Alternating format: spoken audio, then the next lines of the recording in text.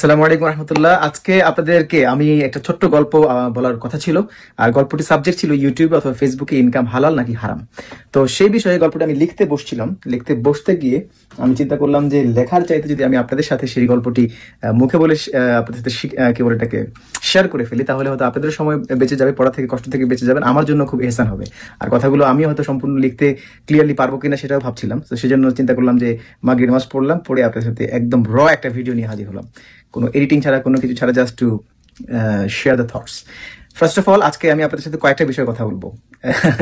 মূল সাবজেক্টটা হচ্ছে যে ইউটিউবে অথবা ফেসবুকে ইনকাম যে করা হয় অ্যাডের মাধ্যমে, অ্যাডসেন্সের মাধ্যমে, যে সমস্ত ভিডিওর উপর দিয়ে অ্যাড আসে, সেই ইনকামগুলো আসলে হালাল কিনা নাকি হারাম। যদি হালাল হয়ে থাকে তাহলে কোন পর্যায়ে, কেন, কিসের ভিত্তিতে হালাল অথবা কিসের ভিত্তিতে সেটি হারাম। তো সেটি বলার আগে আমি আমার একটা গল্প আপনাদের শেয়ার করবো। কবে আমি ইউটিউব শুরু করেছিলাম, কবে অ্যাডসেন্স হয়েছিল, আমার উদ্দেশ্য বা কি, বা আমাদের এই কার্যক্রমগুলো নিয়ে কিভাবে কি করছি সেগুলো আমি শেয়ার করবো। পরবর্তীতে আপনাদের সাথে সেটি আমি শেয়ার করবো। খুব সংক্ষেপে বলার চেষ্টা করবো, আপনাদের সময় নষ্ট করার জন্য আমি রিয়েলি সরি। হয়তো কারোর জন্য খুব কাজে আসবে অভিজ্ঞতাগুলো, যেহেতু আমার একদম বিগিনিং থেকে আমার এই অভিজ্ঞতাটা হওয়ার সুযোগ হয়েছে। সো প্রথমে বলে রাখি যে আমি প্রথমে বাংলাদেশ থেকে মূলত ইউটিউবের অ্যাকাউন্ট ওপেন করেছিলাম। সেটি ছিল 2009, অনেক আগে। আচ্ছা, সো 2009-এ গ্রামীণ ফোন থেকে মডেম নিয়ে, স্টোরিটা বলি, গল্পটা আপনাদের জন্য হয়তো কাজে লাগবে, ইন্টারেস্টিং। তো তখনকার কাজগুলো আমি আপলোড দেওয়ার চেষ্টা করি, কিন্তু আনফর্চুনেটলি সেটি আমি পারি না। যে স্পিড ছিল, যেভাবে ছিল, একটা গান দেখতেই বাফার করতো, তখন লেখা উঠতো বাফারিং। সো তখনই পারি নাই, না পারার কারণে তখন আর সেটি সফল হয় নাই।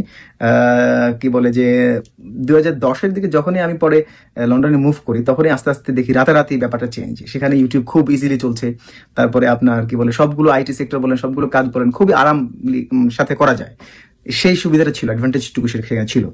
তো পরে আমি আমার একটা চ্যানেল সেখানে ওপেন করি। তখন আমাদের আগের গ্রুপের কিছু কাজ, আমার কিছু কাজ আমি সেই চ্যানেলে দেওয়া শুরু করি। তো খুব ইন্টারেস্টিং হচ্ছে যে তখনও ইউটিউবে অ্যাডসেন্সে, মানে গুগলের মাধ্যমে, গুগল কি কিনেছে কিনা ইউটিউব আমি শিওর না, তখন কেনার কথা না। সো তখনও এই ইনকামের পদ্ধতি ছিল কিনা, থাকলেও আমাদের প্রশ্নই আসে না, আমরা জানি না, বিশেষ করে আমি জানি না, আর আমাদের উদ্দেশ্য তো প্রশ্নই আসে না। আর সেকেন্ড যে কথাটা বলবো, বাংলাদেশ থাকতেও এই চিন্তাটা কিভাবে আসলো, সেটা হলো যে তখন বাংলাদেশে কেউ শুরু করছে কিনা জানি না, অ্যাটলিস্ট বাংলাদেশে প্রথম ইউটিউবার আমি কিনা সেটাও আমি জানি না। ইসলামিক গানগুলোর যারা ইসলামিক যে স্ট্রিম, যেটা এই মেইন স্ট্রিমটা আমি জানি না, অ্যাটলিস্ট আমাদের দিকে অন্তত আমি প্রথম শুরু করেছি, এটা বলা যায়। যেটা আমার চ্যানেলটা 2009, আপনারা গেলেই দেখবেন যে আমার যে বর্তমানে আমার পার্সোনাল চ্যানেল সেটা 2009-এ। আর গ্রুপে যে গানগুলো ছিল, পরবর্তীতে আমি সেটার আর করতে পারি না, সেটা ইয়াহু থেকে খোলা ছিল। সো পরে আর সেটা কন্ট্রোল আমার কাছে ছিল না, সো ওটা নিয়ে আর কাজ করা হয় না। পরবর্তীতে আমেরিকা আসার পরে, লাভবাইক বের হওয়ার পরে, আস্তে আস্তে কাজগুলো নিয়ে যখন অফিসিয়ালি শুরু করি, তখন শুধু আমার পার্সোনাল কাজগুলো আমি সেখানে দিই। সেকেন্ড পয়েন্ট হচ্ছে, কবে আমি প্রথম মনিটাইজেশনটা শুরু করলাম বা জানলাম। একদিন, আই থিঙ্ক 2012-এ আমি তখন ম্যানচেস্টারে আমাদের কলেজের ব্রেক চলছিল। আমাদের যেহেতু আমাদের বিজনেস রিলেটেড সাবজেক্ট ছিল, মার্কেটিং রিলেটেড সাবজেক্ট ছিল, সেখানে অনেকগুলো বিজনেস এবং মার্কেটিং রিলেটেড বিষয়গুলো, আইটি সেক্টরের বিষয়গুলো পড়াশোনা হচ্ছিল। হঠাৎ করে এরকম একটা টপিকের উপরে করতে গিয়ে ইউটিউবে এরকম মার্কেটিং, ফাইন্যান্সিয়াল বিষয়গুলো সার্চ করছিলাম। হঠাৎ করে একটা ভিডিও দেখলাম, যতটুকু আমার মনে আছে, সেটা হচ্ছে যে how to get income from the YouTube, maybe 2012 or 13 maybe. So তখন একটা ভিডিও দেখে প্রথম অ্যাডসেন্সের আইডিয়াটা পাই, মনিটাইজেশনটা পাই, স্টেপগুলো কি, রিকোয়ারমেন্টগুলো কি, সেগুলো আমি খুঁজে পাই। তো খুব ইজিলি আমার জন্য সুযোগ হয়েছিল, যেহেতু আমার ক্রেডিট কার্ড ছিল, লন্ডনে আমার অ্যাড্রেস ছিল, সবকিছু লিগালি ছিল। সো কুইকলি আমার অ্যাডসেন্সগুলো, শর্তগুলো, সাবস্ক্রাইব ছিল তখন মেবি 500 অথবা কোনো রিকোয়ারমেন্ট ছিল এরকম, কোনো আদার্স এত কঠিন কিছু ছিল না মনিটাইজেশনের জন্য। সো কুইক আমি অ্যাডসেন্সটা নিয়ে নিই। কিন্তু প্রবলেম হলো তখন গিয়ে, যখন আমি অ্যাডসেন্সের শর্তগুলো মানে অ্যাকসেপ্ট করতে গেলাম, তখনই দেখলাম যে সেখানের হিস্টোরিটা কি। তো আল্লাহর কাছে হাজার শুকরিয়া, তখনই আমি ওদের ক্রাইটেরিয়াগুলো দেখলাম, রিসার্চ করলাম, ওদের ইনকামের পদ্ধতি, ব্যাপারটা বুঝলাম, একটু বিশ্লেষণ করার চেষ্টা করলাম। তো অনেক সুন্দর বলবো, একটা নেগেটিভও আছে, আবার ব্যাপারগুলো অনেক সুন্দর। যেমন অনেকে জানে না, মানে সোজা বলে দেয় যে এটা হারাম। তো হয়তো বা আপনাদের উপকার আসবে যে কিভাবে, হাউ রিয়েলি ইটস ওয়ার্কস। অ্যাডসেন্সে আপনার ওরা প্রায় 570, I think, I am not sure, 500+ criteria, category আছে যে আপনি কাকে কাকে দিবেন। যেমন মদের অ্যাড আসবে, আপনি দিবেন কিনা, ওয়াইনের, তারপর অ্যাডাল্ট্রি, তারপরে হচ্ছে সেক্সুয়ালিটি, তারপরে হচ্ছে ইন্টারেস্ট বেসড অ্যাড আপনি দিবেন কিনা, তারপরে জুয়া, তারপরে হচ্ছে এই সমস্ত যত সাবজেক্টগুলো আছে সেগুলো আপনি দিবেন কিনা। তো আপনি অনেকগুলো সাবজেক্টই ক্লোজ করতে পারবেন, মানে আপনি বন্ধ করে দিবেন, যে আপনি বলবেন যে আমার ভিডিওতে এই সমস্ত এই ক্রাইটেরিয়া, এই ক্যাটাগরি কোম্পানির অ্যাড আমি চাই না, which is very good. So problem কোথায়? প্রবলেম হচ্ছে আপনি একটা মিনিমাম অ্যামাউন্ট অফ কোম্পানি আপনি করতে পারবেন, একটা ম্যাক্সিমাম অ্যামাউন্ট অফ কোম্পানি, সেটা মনে হয় যতটুকু আমি জানি 200 অ্যারাউন্ড এরকম একটা কোম্পানি ব্লক করতে পারবেন। অ্যাজ ফার মাই আন্ডারস্ট্যান্ডিং, আমার যেই এক্সপিরিয়েন্স, সেটাতে বলবো যে 200 উইচ ইজ কোয়াইট গুড। মানে মোটামুটি আপনার অ্যাজ এ মুসলিম আপনি চাইলে সেখান থেকে মানে আপনাকে সেভ করতে পারবেন। আমি আমার গল্পটা বললাম যে কিভাবে আমি শুরু করি। আর একটা কথা বলে রাখি যে বলছিলাম যে 2009 সালে বা এত আগ থেকে আমি কিভাবে ইউটিউবিং করার প্রতি ইন্সপায়ার্ড হই। মূলত আমি বাংলাদেশ থেকে থাকতে আমরা বিশ্বের বিভিন্ন কাজগুলো শুনতাম, দেখতাম, গানগুলো দেখতাম, কারা কিভাবে কাজ করছে সেটি দেখতাম। তখন থেকে আমরা মনে করতাম যে আমাদের গানগুলো যদি একটু এই সমস্ত অনলাইনে থাকতো, তখন তো অত কিছু বুঝতাম না, অ্যাটলিস্ট যে মানুষ লিখে যেন পেয়ে যায়, উইচ ইজ ভেরি মানে বিগ ব্যাপার। কিন্তু সেটাতে টাকা আর্ন করবো এটা কোনো উদ্দেশ্য আলহামদুলিল্লাহ সেটা ছিল না। এবং পরবর্তীতে যে কেন হলো সেটা বললাম যে কখন মনিটাইজেশনটা আমি অন করলাম, সেক্ষেত্রে একদম পার্সোনাল কাজগুলোর ক্ষেত্রে আমি শুরু করছি, অন্যান্যগুলোতে প্রশ্নই আসে না। সো যেটি হলো, আপনাদেরকে স্টোরিটা বললাম আমি কিভাবে শুরু করলাম, কবে শুরু করলাম, কাজের থেকে ইন্সপায়ার্ড হয়ে শুরু করলাম। এখন বলবো স্ট্রেট ওয়েতে আপনাদের যে গল্পটা আমি বলছিলাম যে মেইন পয়েন্ট, ইউটিউবে অথবা ফেসবুকে ইনকাম হালাল কিনা হারাম। প্রথম আনসার হচ্ছে ইটস টোটালি হারাম। আপনি যদি বেঁচে থাকতে পারেন এটাই বেস্ট। এত সন্দেহ বা এত রিসার্চের মধ্যে আপনার আসলে আসারও সুযোগ নেই। আপনি হয়তো সেটা আপনার জন্য টাফ হয়ে যাবে, এতগুলো থেকে হিসাব করে আপনাকে চলাটা এটা আপনার জন্য টাফ। যদি আপনি এত কিছু না পারেন, please stay away from this. আপনি এখান থেকে খুব মানে নিরাপদ দূরত্বে থাকেন। সেকেন্ড হচ্ছে, আমি বলবো from my based on my experience, যেটা অনেকে হয়তো রিসার্চটা করে না, অনেকে অ্যাডসেন্সের সিস্টেম জানে না, অনেকে ক্রাইটেরিয়া ক্যাটাগরি সম্পর্কে জানে না, তখন তারা খুব ঢালাভাবে বলে যেটা হারাম। ইয়েস, অবশ্যই এটা হারাম।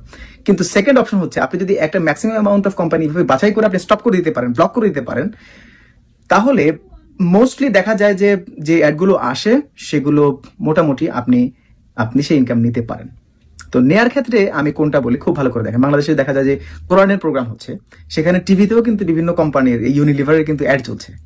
তো সেখানে তো মানুষ, মেয়ে, ছেলে বা গান, মিউজিক, এই সমস্ত বিষয়গুলো আসতেছে। যদি কোরআনের প্রোগ্রামের সেই ইনকাম যদি হালাল হয়, তাহলে আপনার এই বাকি 30% আমি মনে করি বা 50% হোক, যেটাই হোক, যে ক্যাটাগরি আপনার আছে সেগুলো আপনি মেবি আপনি নিতে পারবেন। তবুও আমাকে ফুল জাজ করতে হবে, আমি আপনাকে ডিসিশন দিতে পারবো না। তবে বলতে পারবো যে অ্যাটলিস্ট বেসড অন দ্যাট আপনি সেটা করতে পারবেন। যদি ইউনিলিভার বা অন্যান্য কোম্পানি অ্যাডগুলো বা স্পন্সর নিয়ে আপনি আপনার টিভি বা কোরআনের বা অন্যান্য বড় বড় ভালো প্রোগ্রামগুলো যদি আপনি করতে পারেন, তাহলে সেম আপনি যেমন ম্যাক্সিমাম টাইমে গুগলের যে সার্ভেগুলো অ্যাড আসে আমাদেরগুলোতে, আমরা ম্যাক্সিমাম দেখবেন যে মুসলিম এইড বা বিভিন্ন চ্যারিটি অর্গানাইজেশনগুলো আমি প্রায়োরিটি করা, যে সে ক্লিক করা, সেগুলোতে দেখা যায় যে সেগুলোর অ্যাড আসতেছে। এগুলো তো অ্যাবসলিউটলি ফাইন, বাট ওগুলো আপনি কন্ট্রোল করতে না পারলে ফুলি আপনার জন্য হারাম, ফুলি। আর এখানে এটা যে মানে কন্ডিশনালি এটা আপনি করতে পারবেন। সেই ক্ষেত্রে আমি কি করি, বেসড অন যদি আপনি সোশ্যাল ব্লেডকে দেখেন, ওরা দেখাবে আমার ইনকাম হচ্ছে প্রায় 3-4 লাখ টাকা, 5 লাখ টাকা মাসে ইনকাম। কিন্তু কত আমি এখন বলবো না, কিছু গল্প যেটা আমি এখন বলার কথা ছিল সেটাও আজকে বলার কথা ছিল না, কিছু আপনাদের জন্য জাস্ট জানাচ্ছি। কবে শুরু করলাম কিছু জিনিস আপনাকে জানাই দিলাম। তো ইনকামের ব্যাপারে কত সেটাও আমি বলবো না, বাট যতটুকু আমি পাওয়ার কথা তার অন্তত 50 ভাগের 1 ভাগ আমি পাই না। কিন্তু আমি খুব হ্যাপি আলহামদুলিল্লাহ। একদম প্রথম থেকেই আমি চেষ্টা করেছি যে এটা আমার ইউটিউব থেকে এগুলো ব্লক থাকুক। হ্যাঁ, অনেক টাকা কম আসতেছে, এখন টাকা যাই আসতেছে সেটা আমি কি করি, আমি কখনোই সেগুলো আমার ব্যক্তিগত কাজে নেই না। কারণ আমি দুটো কাজের কারণে নেই না। একটা হচ্ছে আমি মনে করি এটা সন্দেহযুক্ত। এখন আমি যে আরো কিছু ব্লক করতে পারিনি, যদি সেগুলো অ্যাডও এসে থাকে, হয়তো অ্যাটলিস্ট 70% ইনকাম সেগুলোর ক্ষেত্রে অবশ্যই হালাল হবে, অবশ্যই হালাল হবে, যেহেতু একদমই অনেকগুলো টেক্সট বেজ আসে, অনেকগুলো স্কিপেবল আসে, অনেকগুলো নিচে দিয়ে একটা টেক্সট আসে, আর ম্যাক্সিমাম ক্যাটাগরিতে অলরেডি ব্লকড। সো আশা করি সেগুলো হালাল। তারপরেও আমি ব্যক্তিগতভাবে সেই ইনকামগুলো নেই না। আমি সেগুলো দেখা যায় যে অনেক সময় ইলান রেকর্ডসকে দিয়ে দিই, অনেক সময় আমি আমার মিউজিক যে সমস্ত নাশিদগুলো আসে সেই নির্মাণের ক্ষেত্রে আমি ইনভেস্ট করি, যদিও সেটা খুব সামান্য বা মোটামুটি যতটুকু হয় সেটা ক্ষেত্রে আমি ইনভেস্ট করে ফেলি। এটা হচ্ছে আমার পার্সোনালি কথা। বাট যারা এটাকে হারাম বলেন, তারা আমি বলবো যে অবশ্যই আপনি গুগল অ্যাডসেন্সে ঢুকবেন, তারপরে ঢুকে ক্রাইটেরিয়াগুলো দেখবেন, তারপর রিসার্চ করুন, তারপরে বেসড অন দ্যাট আপনি সেটাকে স্ক্রিনে দেখবেন, তারপর কথা বলবেন। আমি একটা ভিডিও দেখছি, একজনে একসাইকে জিজ্ঞেস করতেছে এটা যদি এরকম হয়, আপনার ওয়াজের মাঝখানে যদি একটা অশ্লীল ভিডিও আসে তাহলে এটাকে জায়েজ হবে? উনি কিভাবে এটাকে জায়েজ বলবে? হ্যাঁ, অশ্লীল ভিডিও আসলে এটা অবশ্যই হারাম। তো আপনাদের বা আমাদের কি করতে হবে, আর আমাদেরও মিস্টেক কেন হচ্ছে, বা আমাদের নতুন ইউটিউবাররা মনিটাইজেশন কেন অফ করে দিচ্ছে, তাদেরকে এভাবে বলা হচ্ছে, তারা এই সিস্টেমটাও জানে না। কেন জানে না? বাংলাদেশে আর একটা ভয়ঙ্কর বিষয় হচ্ছে যে আমাদের অনেক ভাইরা বোনরা বা যারা ইউটিউবিং করেন, তারা দেখা যায় যে একটা কোম্পানির মাধ্যমে চুক্তি করে, অথবা আরেকটা বড় ভাইয়ের মাধ্যমে চুক্তি করে, অথবা একটা থার্ড পার্টিকে দিয়ে সেটি চুক্তি করে। তারা নিজেরাই অ্যাডসেন্সে কোনো অ্যাক্সেস নাই। সো যার ফলে তারা এই স্ট্রাকচারটা জানে না। সেকেন্ড হচ্ছে, অনেকে আছে যে পাচ্ছেই $10, $15, $15, $20, তাহলে এত টেনশন করে, এত আরামের মধ্যে এত টেনশন করার দরকার কি? তাহলে সেটাকে নিয়ে থাকছে না। বাট মোট কথা হচ্ছে যে আপনি যদি ক্রাইটেরিয়া মেনটেন করে সবগুলোকে ব্লক করে, এবং আপনি যদি ব্যক্তিগতভাবে না নিতে চান, এখানে যেহেতু হালালেরও সুযোগ আছে, অবশ্যই হালালের সুযোগ আছে, তবে সেটি অনেক রিসার্চ এবং অনেক প্ল্যানিং এর মাধ্যমে আপনাকে বের করতে হবে এবং আপনাকে সবগুলো ক্রাইটেরিয়া জানতে হবে, তাহলে আপনি সেখান থেকে বেঁচে থাকাটাই হচ্ছে ভালো। এটা হচ্ছে আমার পরামর্শ। আর যদি একান্ত নিতে চান তাহলে রিসার্চ করে সেভাবে আপনি নেবেন, তবে অবশ্যই আপনাকে মেইন ক্রাইটেরিয়া যেগুলো আছে অ্যাটলিস্ট 200 ক্যাটাগরি আপনাকে ব্লক করে দিতে হবে, যেগুলো মোস্টলি আপনি 200 মধ্যে অনেকগুলো আছে নাও করলে হবে, আবার অনেকগুলো অবশ্যই করতে পারেন। মোস্টলি হচ্ছে আমার এক্সপিরিয়েন্স অনুযায়ী দেখা যায় যে 100-র মতো করলে একদম মোটামুটি বেসিক গুলো ডান। তারপরেও আরো বেশি পারলে, আরো কোনোটা দেখলে সেটা বন্ধ করতে পারলে সেটা অবশ্যই ভালো।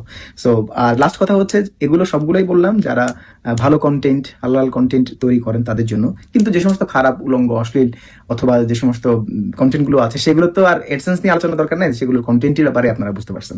সো বেসিক্যালি এই ছিল স্টোরি। রিক্যাপ করলে হবে এরকম যে আমি 2009 থেকে শুরু করি, এখনো করছি আলহামদুলিল্লাহ, আপনাদের জন্য কাজ করার চেষ্টা করছি। আর ইউটিউবের এই ইনকামগুলো ব্যক্তিগতভাবে আমি নেই না। আমি যদি বলেন যে কাউকে ইন্সপায়ার করবো কিনা, আমিও করবো না। তবে হ্যাঁ, আপনাদের এটাও মনে রাখতে হবে, ঢালাও ভাবে এটাকে হারামও বলা যাবে না, ঢালাও ভাবে এটাকে হালালও বলা যাবে না। যদি আপনার সুযোগ থাকে এখান থেকে দূরে থাকাই ভালো। আর যদি এটা আসছে এবং কি এভাবে আপনি ক্রাইটেরিয়া বাছাই করে আপনার কন্ট্রোলে রেখে যদি দেখে আপনি এগুলোকে আগাতে পারেন, I think is my personal opinion যে আপনি সেভাবে করতে পারেন।